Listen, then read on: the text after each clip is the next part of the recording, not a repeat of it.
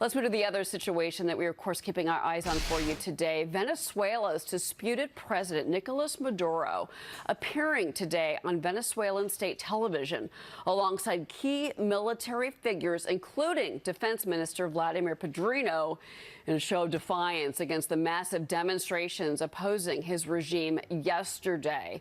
Now, each of Venezuela's 23 states have reported protests. That was yesterday. At least 3 people were killed, 130 wounded. Opposition leader and the U.S. recognized president of Venezuela, Juan Guaido, admitting he needs more support from the military there to wrest power away from Maduro. Let's bring in John Hanna, former national security advisor to Vice President Dick Cheney and senior counselor at the Foundation for the Defense of Democracies. John, it's great to have you here.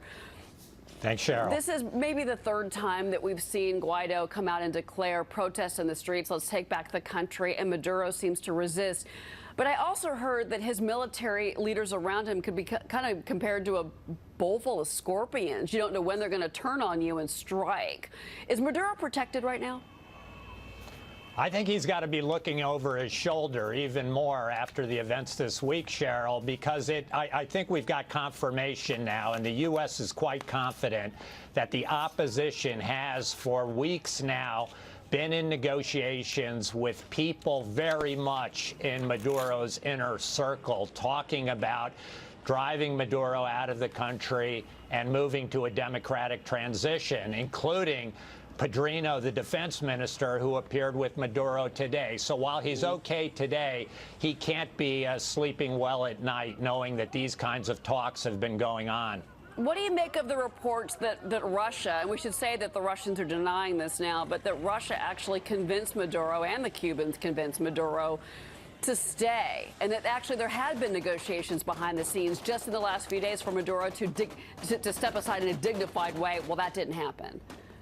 Yeah, listen, I think there is no doubt that the very last thing that Putin or the regime in Cuba want to see is a successful United States engineered peaceful revolution, regime change in Venezuela that kicks the Russians out and the Russians lose their huge investment in our hemisphere.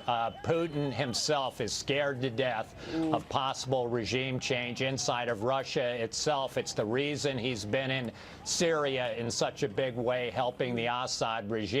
So he wants to, at all costs, prevent that kind of event from happening in Venezuela, which would be a huge loss for Russia. You know, it's interesting because we're watching the oil markets today, and energy stocks have been dragging down the Dow in particular. The Iran sanction waivers expire today. The thought of Venezuela potentially coming back into the global scene with regards to oil, if there is peace there, maybe under Juan Guaido, a real possibility. But what does that mean for the energy market, in your opinion? Because right now, Venezuela is, of course, a wild card. I think there's real fear that the only direction for Venezuelan production and exports is downward, so long as Maduro is there. But the reason Venezuela is, of course, so critical, one of the big reasons, is that it has the largest proven oil reserves in the world. So if they can make this peaceful, democratic transition, if we can quickly revive the economy and oil production, it'll be a huge stabilizing force in global energy markets, and I think a huge plus for the United States and the international economy. Do you think that there's any way that Guaido could actually regain power in the next few days? Or do you think, since this has not happened since Monday, that he's still in jeopardy and maybe in danger in Venezuela? I think probably all those things are true. The fact is that nobody really knows who has the upper hand right now in Venezuela. The opposition clearly failed again this week to get the regime to crack, to get the generals to move against Maduro. On the other hand, we do know that there are generals talking to the opposition.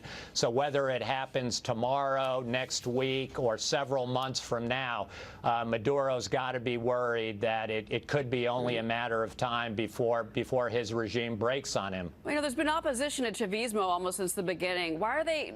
Do you think that they're close to victory now, and why? Well, it's again hard to tell. I mean, that is a strong regime. It has some of the most authoritarian, thuggish regimes in the international community that have been supporting it. It's had oil revenues for a long time to pay off an awful lot of people, including in that military. I think what's happening now is that we've just begun to reach a breaking point for the population. The United States has been very successful in rallying a lot of the international community, including critically all of Venezuela's neighbors, behind this. So I think we're as well positioned as we've ever been, but it still could take a very long time to get that military to crack. And John, I've only got 10 seconds, but the sanctions against Iran, they stay in place. Are they successful?